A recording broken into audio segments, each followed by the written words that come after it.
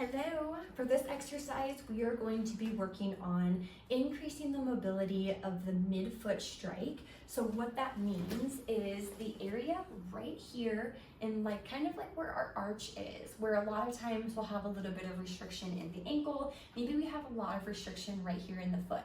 So we want to make sure that this part of the foot is working appropriately. So I'm going to have you take a band, and you are going to take the band and you're going to step on it with one side. Generally, you would do this kind of facing this way, but for the art of showing you the exercise, I'm gonna show it this way. Okay, so I'm gonna have this come straight up this way. And you can kind of notice that with the band, right, we have this resistance, which is what we are wanting. And then from here, we're gonna pretend like we're having like a corkscrew pattern that I'm going to use on my calf, where I'm kind of creating a little bit of tension to easily guide my foot on where to go.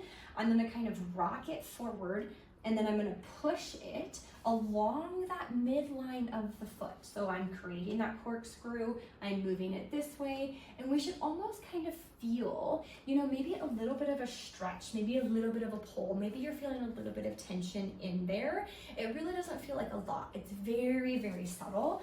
And all we're trying to do is teach that foot what to do while you're walking, while you're running, maybe while you're playing tennis, to make sure that we're getting as much movement as we can and as much absorption as if that midfoot is a sponge.